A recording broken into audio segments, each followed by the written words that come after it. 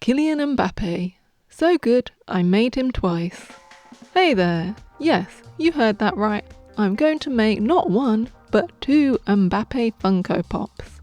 But there's a catch. One of them I will make my usual way, but the other one will be made on a budget. That means no airbrush, no decals, and no fancy miniature paint. Let's get started. I'm going to use these Raheem Sterling pops for the base. The hair is a good match for Kylian's. Also, these are very well priced at under £10 each.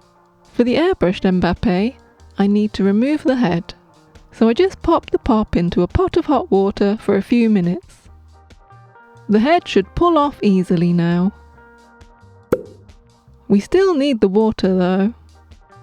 Budget Mbappé needs a little wash. This is to remove any mould release on the figure, which should help the paint stick on better. Most pop figures have some noticeable mould lines. I smooth these down with an emery board on Budget Mbappé and some fine sandpaper on Airbrush Mbappé. With that done, it's time to prime. I'm using my usual Viejo Mecha Grey. I could have used white primer, but as the Real Madrid kit is all white, it would be a nightmare to see where I'd sprayed already. While that dries, I get on with priming Budget Mbappé. The paints I will be using all came from discount stores. They are acrylic paint, the same as the miniature paint I use, but that is where the similarities end. This paint is so thick! It is unusable like this, so we will need to thin it with some water. Cottage cheese. Don't worry if your first layer looks awful, like this. It's totally normal. It can take a long time for this very wet paint to dry, so I'm speeding things up with a hairdryer. Onto the second layer of paint. It is covering a bit better now, but it will still need some more layers. It's hairdryer time again.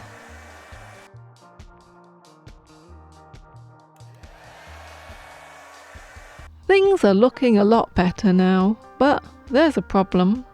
The head needs to come off. It's impossible to paint properly with it on, but fortunately, the heat from all the hair drying has made it easier just to pull the head straight off. I should have done this from the start, but I was really trying to avoid the use of a craft knife on Budget Mbappé. On to layer 5.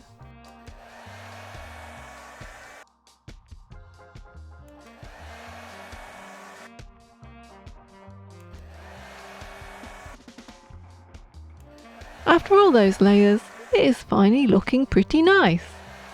It did take me over 2 hours though. I mean, it's obviously not as nice and smooth as airbrushing it would be though. And speaking of airbrushes, I've neglected Airbrush Mbappé for too long, so let's get him painted. This is so much easier than the hand painting. I am so grateful for my airbrush right now, guys. Now that both bodies have been painted, we can have a look at how they compare. Here's the airbrushed one. And here's the hand-painted one. You can definitely tell which is which.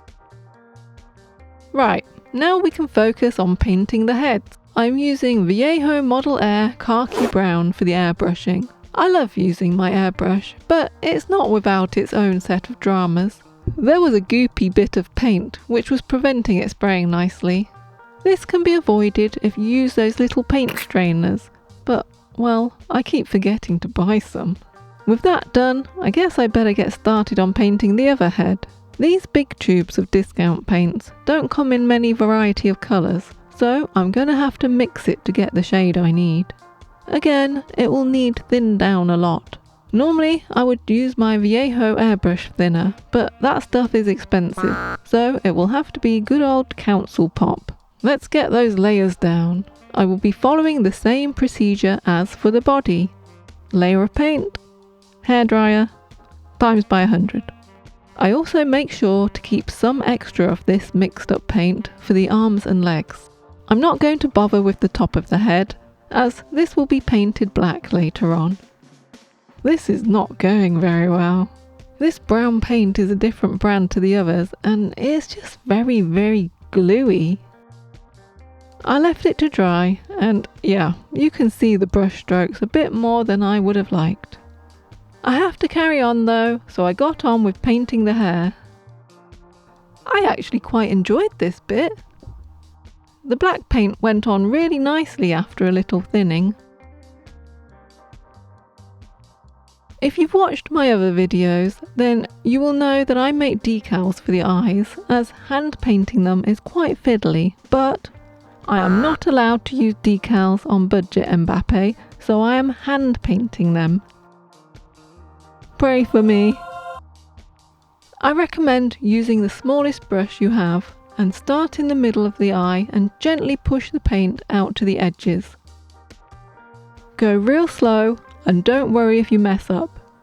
You can go over any mistakes with the brown paint. What is harder than painting the eyes? Yep, the eyebrows. I'm gonna need some masking tape for this and a ruler. Then I can draw on the eyebrows in the right place with a pencil.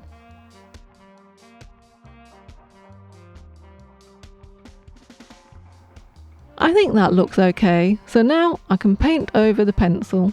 My model paint would be so nice right now, but no, I'm not allowed to use that, so I use some of the discount store paint.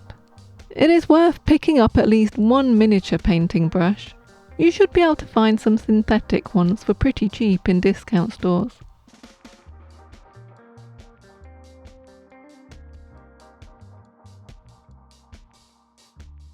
Honestly, that wasn't as bad as I thought it was going to be. With the brown paint I had saved from the head, I got on with painting the rest of the skin on budget Mbappé. Of course, it will need a few coats. Now I need to give Airbrush Mbappé some attention. He needs some hair, so I just masked off the face and airbrushed on some black. I sprayed a bit lighter around the sides and back to try and replicate the fade.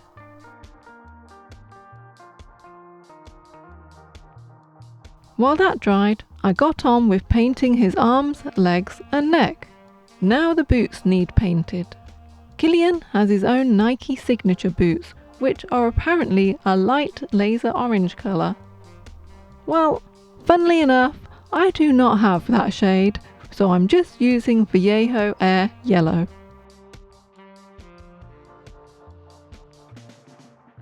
For budget Mbappé, I only had this lemon yellow. It's obviously nowhere near light laser orange, but it looks quite nice with the white kit. With all the painting finished, I got on with spraying some satin varnish onto Airbrush Mbappé. I replaced the lining paper and filter in my spray booth before I sprayed, as I want to make sure that no fluff or dust lands on the varnish. The varnish will help the decals adhere better, so I better get started making the decals. I use Font Space to find fonts for the shirt, but a lot of sports fonts are unique to a league or club, so when that happens, I recreate them in Affinity Designer. This is probably overkill, but I really enjoy making them look exact. I always make a few extra decals in case I mess any up, and I apply the decals with Microset. For these decals, I am using Hayes clear waterslide decal paper for inkjet printers. And so far, it seems really great to work with. Much better than the Mr. Decal paper I used to use, who, by the way, tried to rip me off. They don't seem to be trading anymore though, so hopefully that means no one else will be ripped off by them. I had to make the Air logo on the back of Mbappe's boots from scratch, which was a fun challenge.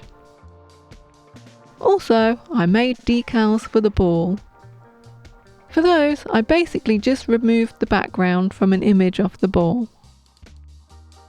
I just need to add the eyes and eyebrow decals, and that is Airbrush Mbappé almost finished. He still needs another coat of satin to get rid of the shininess from the decals. Don't worry, Budget Mbappé, I haven't forgotten about you. Tomorrow I sort out your kit. The next day. Oh, I'm going back to bed. And I'm playing Zelda. I somehow managed to tear myself away from playing Zelda so that I can make the budget decals. I can't use Affinity Designer, so I'm using the free version of Canva. I selected A4 Flyer as my project, as this allows you to resize your image smaller. I was able to find the transparent logos that I needed online. I printed the images out onto A4 printer paper, and to waterproof the ink, I'm going to brush on Mod Podge. If you have a laser printer, you can skip this step. Yep, that is sewing thread. It is great for creating very thin lines that would be almost impossible to paint. I just stick it on with some Mod Podge, which I also use to stick on the fake decals.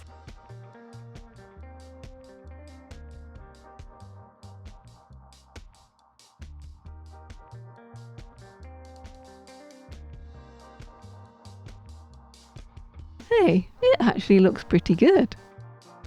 Now I need to get his head back on. With a craft knife, I very carefully cut off the ridge around the top of the neck post. Now the head should go back on. Right, I have to make a box for him. I took a photo of him on my phone, and to remove the background, I'm using this free background remover on photoroom.com. I head over to Canva to create the box. I already have a template which I downloaded from polyvinylfaq.com. But it just won't open in Canva, so I'm going to have to measure everything and make a box design from scratch. Bren from the future here. I spent ages making this box and sticking it onto the existing box. I realised I had missed the top, so I went back into Canva, and there was the template that I thought wouldn't open on the front page in my projects. I was able to open it, and it appears to be usable. I probably should have remade the box with this template, but I was just too mad at Canva about it, even though it was probably my own fault.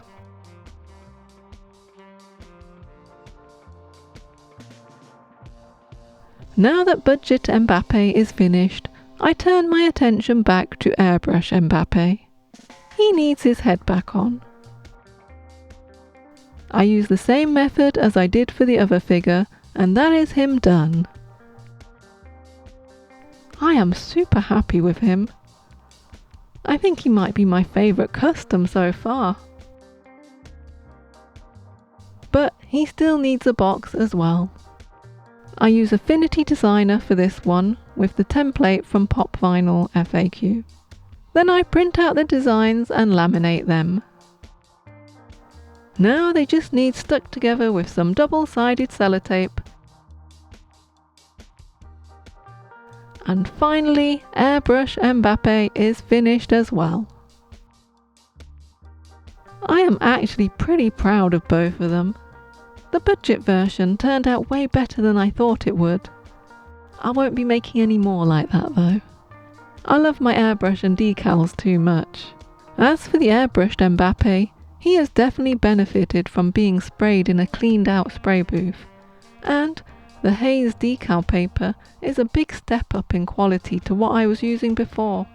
So, with all that said, here's the final result.